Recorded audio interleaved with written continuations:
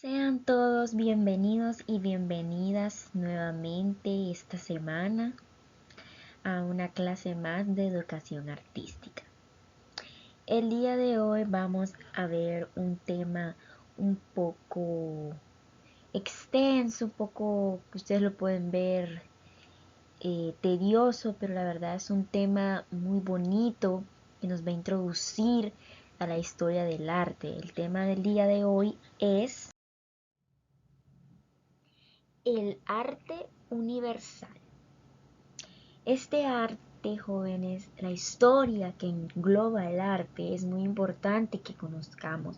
Esto va a enriquecer nuestros aprendizajes. Es así que damos por comienzo este tema. Por favor, prestar atención y estar atentos a esta gran y hermosa historia. Bien, la historia del arte es tan antigua como el hombre mismo. Desde que el ser humano era nómada hasta el comienzo de las primeras civilizaciones, hemos sentido la necesidad de expresarnos, ya sea a través de manifestaciones conocidas como el arte, el que se define como la actividad humana que interpreta lo real de lo imaginado de una forma estética. Vamos a hablar de todas estas etapas del arte. Primero tenemos el arte clásico. Esta es la primera etapa, la primera fase que cursa el arte. Es así que este arte clásico se interpreta como el conjunto de formas artísticas que se mezclan a partir de las diversas influencias de una sociedad humanista, como lo fue la griega, y tienen su continuidad práctica en el mundo romano. Esta se desarrolla en el primer milenio antes de Cristo y hasta la mitad del primero después de Cristo, como una expresión plástica de las civilizaciones griega y romana. Ok, pasemos a las etapas que tiene este arte clásico. Las etapas del arte clásico son tres. Vamos a comenzar primero con el periodo arcaico. Esta es su primera etapa.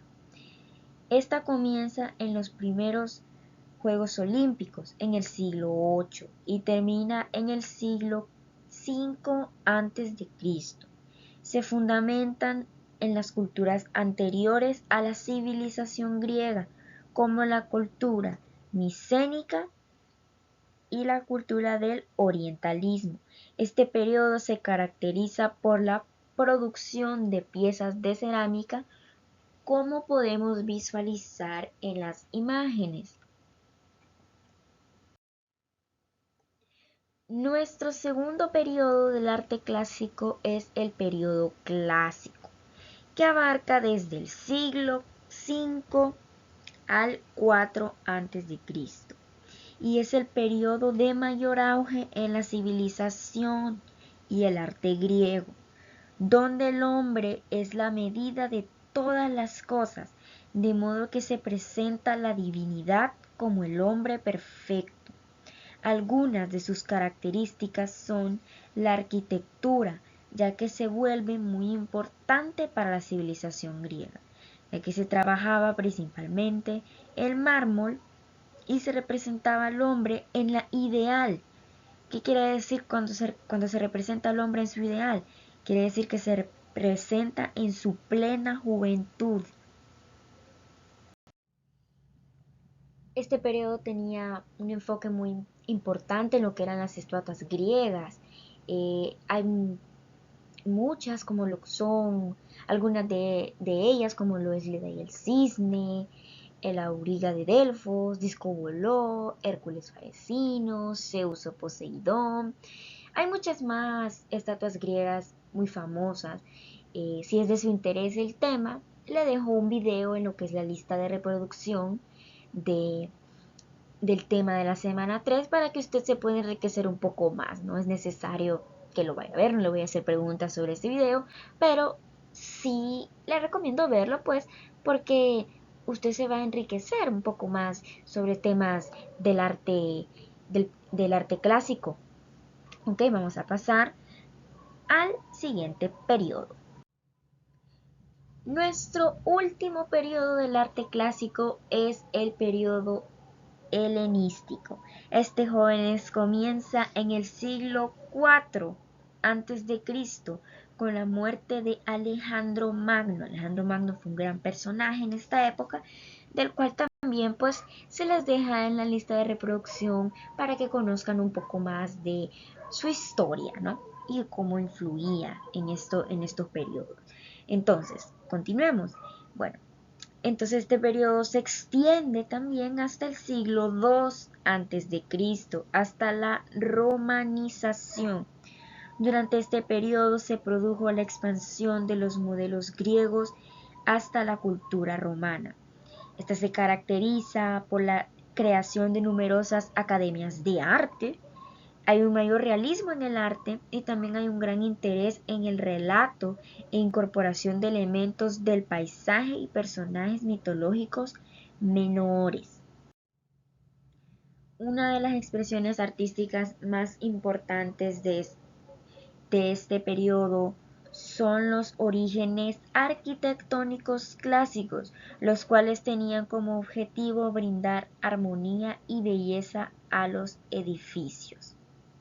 Estos utilizaban la columna, como la pueden ver ahí, que era constituido por la base, el fuste y el capitel, que era para sustentar el dintel, que esto era el elemento horizontal entre dos columnas de un edificio. Muy bien, ahora vamos con otra época del arte universal. Entramos ahora al Renacimiento. Muy bien, este arte surge en Italia. Este va unido al desarrollo del humanismo entre los siglos XV y XVI. Este arte es considerado como el punto de partida al mundo moderno. Este se caracteriza por representar el hombre como el centro del universo y humanizar la figura de Dios y ser una transición entre el artesano medieval y el artesano moderno. En este arte se hace mucho énfasis en lo que es la iglesia. Bien, primero enfoquémonos en la arquitectura de este periodo del arte del Renacimiento. Pues la arquitectura retoma unas formas del arte clásico, ¿no? En cuanto a las columnas grecorromanas, que eran las que les explicaba en el arte clásico. Por otro lado, se descubre lo que viene siendo la perspectiva, dejando de un lado lo que son planes de 2 dimensiones para dar lugar a planes tridimensionales. Un ejemplo de esto es la Catedral de Santa María de la Flor en Florencia, que es esta que aparece en pantalla, esta imagen, en donde además se nota una doble cúpula que esta caracteriza mucho la época del arte del Renacimiento. Por otro lado, tenemos a la escultura renacentista. Esta se caracterizó por usar materiales como la piedra, mármol, yeso, cerámica y madera para representar lo que era la anatomía humana, la mitología, cultos religiosos y muchas cosas más, ¿no? Una de las obras que representa lo que es la escultura de este arte de renacimiento es esta que podemos ver aquí, que se llama la obra de la Sagrada Familia, que es hecha por Diego de Silva. Y esta es hecha, como pueden ver, con un material que es la madera. Luego pasamos a la pintura. En el arte renacentista, esta se caracterizó por mayor desarrollo en la mitología, el retrato, la ilusión y el espacio tridimensional de una forma científica y una aproximación a lo que es la realidad, introduciendo desnudos y un manejo del óleo en las obras. En este punto encontramos grandes artistas del Renacimiento que muchos de ustedes han de reconocer o han de haber escuchado en películas o han de haber visto sus fotos de sus pinturas en Facebook o en Twitter o en cualquier otra red social. Ustedes más de alguno de estos han de conocer. Entonces a continuación pues bien, todos ellos son unos de los artistas pues más principales, por decirlo así. Igualmente existen muchos más artistas que marcaron mucho lo que fue el arte renacentista. Así que en este punto te recomiendo pausar el video para poder leer un poco más de Giotto de Bondone, de Sandro Botticelli, de Leonardo da Vinci, de Miguel Ángel y de Rafael Sanzio. Hablemos un poquito de las obras de Leonardo da Vinci. Estas que aparecen aquí son las más famosas, que yo sé que muchos de ustedes ya la han visto o la han pintado o la han visto en memes, ¿no? Muy famosos memes. Tenemos la Mona Lisa, y muchos ya la conocen. La Última Cena. La Última Cena es una obra que en lo personal, la primera vez que la vi fue en el comedor de la casa de mi abuela. Ahí un retrato muy grande y muy bonito es donde yo vi La Última Cena. Y tenemos a la Dama de Armadillo. Todas estas obras son las más destacadas de Leonardo da Vinci, las que pues todo el mundo al verlas ya sabe que se refiere a él, sabe que es de él, o tal vez no sabían que era de él, pero es las que más se pueden visualizar, ¿no? Si les interesa un poco más el arte de Leonardo da Vinci, también en las listas de reproducción les dejo un poco más de lo que es la biografía de él, de un poco de sus otras obras, y para que ustedes vayan conociendo. Ok, pasemos al siguiente. Tenemos a Miguel Ángel. Este era un genio renacentista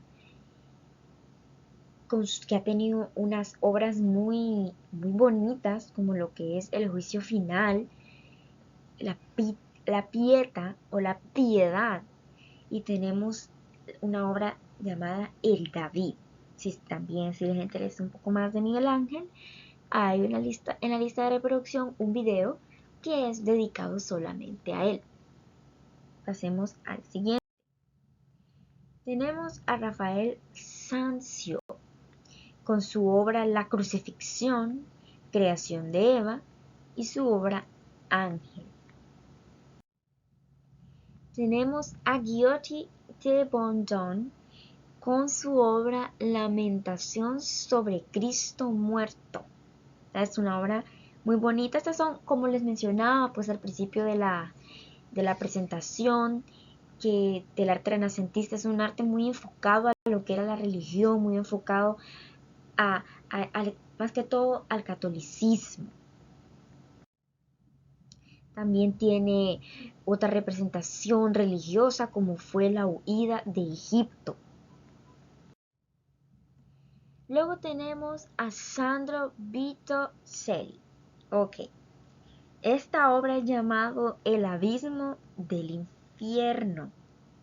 Esta se trata de El mapa del infierno. Es una interpretación fabulosa por parte de este artista de la famosa obra La Divina Comedia de Dante Alighieri, por ahí va el nombre. En la lista de reproducción, esto sí se los recomiendo ver. En la lista de reproducción yo les dejo lo que es el tema relacionado a la historia del abismo del infierno. Creo que algunos sí han jugado videojuegos o les gusta el gaming, como le dicen, han de conocer un juego relacionado al infierno de Dante. Es muy interesante. En la lista de reproducción yo les dejo este video muy bueno que lo vean mientras comen. Es muy entretenido, la verdad es muy interesante la historia de esta obra de arte. Ok, pasemos al siguiente. Tenemos el nacimiento de Venus. Como les mencionaba, una de las características principales del arte renacentista es la expresión de los desnudos, y aquí pues se interpreta en lo que es la obra de Sandro Botticelli, El nacimiento de Venus. Bien, terminamos con lo que fue la historia del arte renacentista. Me hubiera gustado profundizar un poco más en ese arte, pero toqué los puntos más importantes. Y si a ustedes les interesó más el arte renacentista, pues hay videos en la lista de reproducción que les va a interesar. Pasamos ahora al arte colonial. Bien, pasamos al arte colonial. Este se ubica en el desarrollo en las colonias españolas en América, lo que vienen siendo desde el descubrimiento de Cristóbal Colón en 1492 hasta la independencia de los diversos países americanos a lo largo del siglo XIX. Los últimos en independizarse fueron Cuba y Puerto Rico en el año de 1898.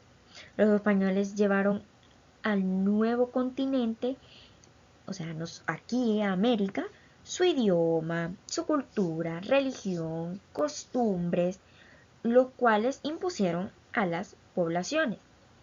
A continuación les voy a dejar un video para que lo vean, por favor, es necesario que lo vean para que entiendan un poco de lo que es el arte colonial.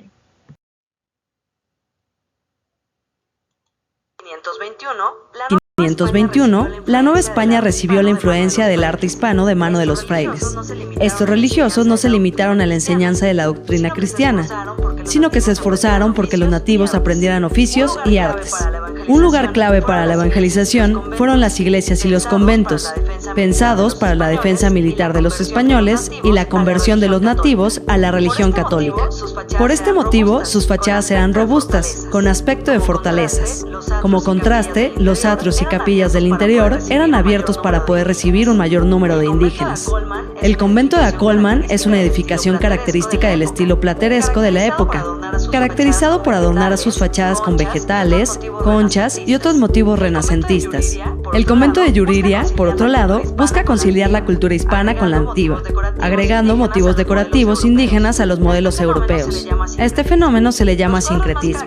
Los cuadros más característicos de esta época son las 10 tablas del retablo de Huejotzingo y la incredulidad de Santo Tomás. A mediados del siglo XVII, las formas del renacentismo se radicalizaron, dando lugar al barroco, inspirado en un espíritu de libertad y motivos religiosos. El barroco demostró su gusto por el recargamiento ornamental, excesos decorativos y el arte indígena. En la arquitectura, las construcciones barrocas suelen sobredecorar los interiores con retablos de oro y pinturas. Los exteriores, por el contrario, son más bien sobrios. Las cúpulas, torres y fachadas suelen estar revestidas por azulejos, y los dos tipos de columnas utilizadas son las salomónicas y las churriguerescas. El Sagrario Metropolitano y la fachada de la iglesia de Tepoztlán son las construcciones más representativas del estilo churrigueresco, llamado así por su creador José Benito Churriguera. La Basílica de Guadalupe del Tepeyac y el frente de la Catedral Metropolitana de la Ciudad de México también responden a la estética barroca. En la pintura, los temas también son religiosos, pues los pintores buscaban evitar enemistarse con la Santa Inquisición.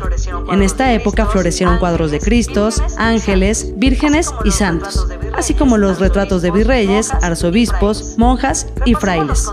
Repasemos los contenidos de esta lección. Aprendimos el papel central de los religiosos en el arte novohispano. También vimos que el arte en el México colonial respondió primero a la estética renacentista y después a la barroca. Repasa los contenidos de la lección contestando los ejercicios de práctica en tu cuenta de Unitips.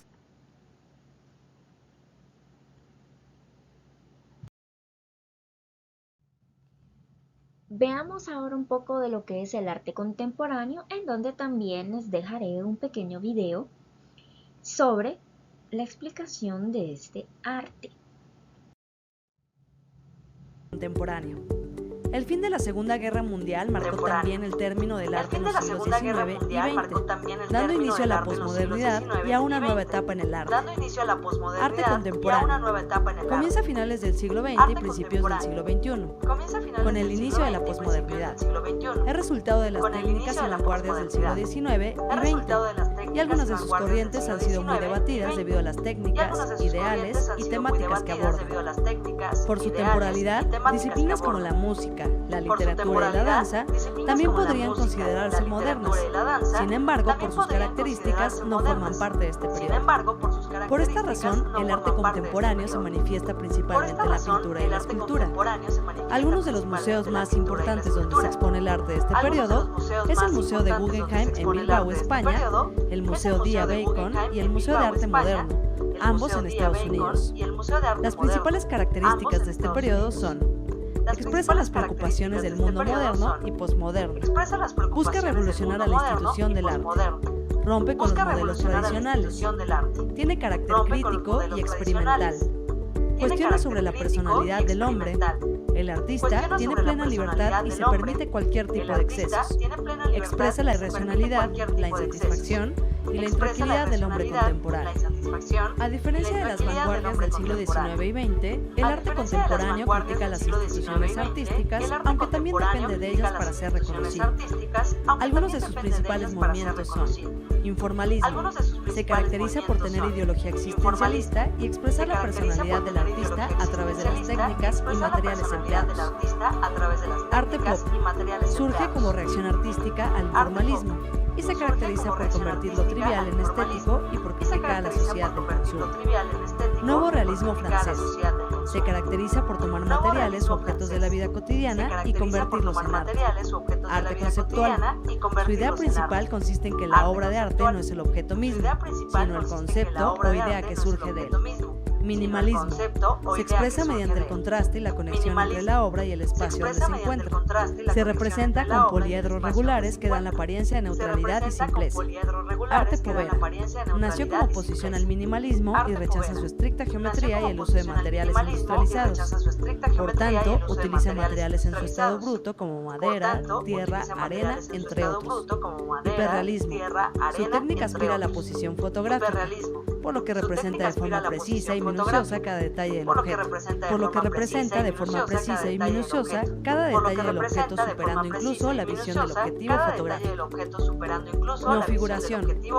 Surge como alternativa al arte abstracto y neorrealismo. Se caracteriza por su técnica subjetiva e informal. Instalaciones. Se caracteriza por plantearse los límites de la obra de arte a la reflexión sobre el museo y los espacios expositivos. Otorga valor al espacio y a la participación del espectador. Deconstructivismo. Se manifiesta principalmente en la arquitectura y sus características más importantes son la ausencia de armonía, continuidad y simetría, dando la apariencia de un caos controlado. Repasemos el contenido de la lección. Aprendimos cómo surge el arte contemporáneo y que éste se divide en diversos movimientos. También vimos las características principales de cada movimiento y por último identificamos las obras más importantes, así como los artistas más destacados de este periodo. Repasa los contenidos de esta lección con los ejercicios de práctica en tu cuenta Unitips y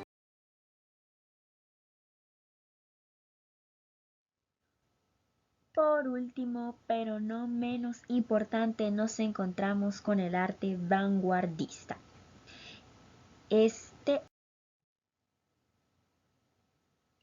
arte se refiere a las personas o a las obras que son experimentales o innovadoras, en particular en lo que respecta al arte, cultura y política. El vanguardismo surge en una época de constantes enfrentamientos armados que tuvieron lugar en Europa. Esto se enfoca en la primera parte del siglo XX. Entre lo que destaca era la Primera Guerra Mundial entre los años de 1914 y 1918, incluso hasta la recesión económica que surgió en 1929 en Wall Street, Estados Unidos. Las características del vanguardismo es que permite lo que es la libertad de expresión que se manifiesta alterando la estructura de las obras, abordando lo que vienen siendo temas tabú, por decirlo así, y desordenando los parámetros creativos. Por ejemplo, en poesía se rompe con la métrica y cobra protagonismo aspectos que antes eran irrelevantes, como la tipografía. En arquitectura se desecha lo que viene siendo la simetría para dar paso a la asimetría. Por ejemplo, nosotros vemos ahora arquitecturas que no son para nada simétricas. Simétricas quieren decir que tienen un solo orden, de que son rectas o que son solo rectangulares. No, ahora vemos aquellas asimetrías en las estructuras, aquellas que se doblan por aquí, aquello que nosotros incluso quedamos impactados, o sea, de lo bonito que se ven estas arquitecturas como edificios, que uno dice, qué edificio más raro, pero es atractivo. Eso también es arte, eso es arte vanguardista. En pintura se rompen con las líneas, las formas y los colores neutros y la perspectiva, como lo observamos en esta imagen. Para mayor profundidad de este tipo de arte van a encontrar un video en la lista de reproducción.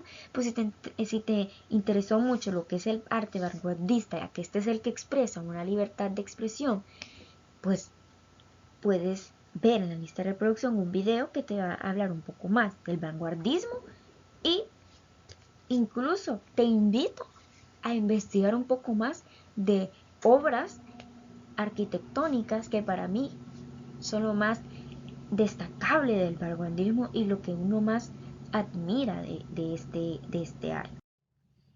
Muy bien, jóvenes, hasta aquí llegamos con el video del día de hoy. Sé que para muchos fue de que demasiada historia, demasiado, qué aburrido, pero la verdad es que conocer la historia del arte es muy importante, más en nuestra clase de educación artística, que nosotros vamos a llevar a cabo ciertos trabajos. Incluso ustedes están trabajando con su pintura. Es muy importante que ustedes conozcan cómo a través del tiempo la humanidad, el ser humano, ha cambiado las formas de ver el arte, de expresarse, porque nosotros sabemos que el arte es la expresión.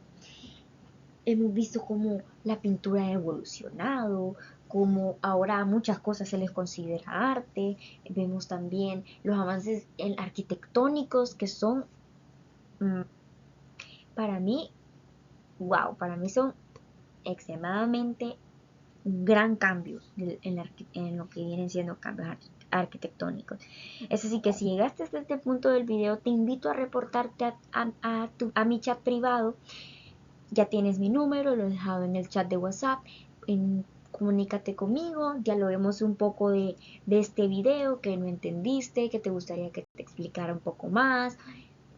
Es así que te invito a que te animes, que veas los videos en la lista de reproducción cuando estés comiendo. Yo sé que cuando uno está comiendo a veces pone su teléfono un video para comer mejor, para digerir mejor uno la comida, supuestamente, pero es para estar entretenido viendo algo. Te invito a ver los videos de la lista de reproducción. Tú elige qué época te gustó más, qué cosa te interesó más saber. Me la puedes decir a mí, incluso yo te puedo pasar el link del video. Si no gustas ir a buscarlo en la lista de reproducción, yo te lo puedo pasar tú. Escríbeme y hablemos, dialoguemos sobre este maravilloso tema del arte universal. Es así que me despido y te invito a ver el video también de la técnica clorografía, el cual está en el chat de WhatsApp, que es con la tarea que vamos a trabajar el día de hoy en clase.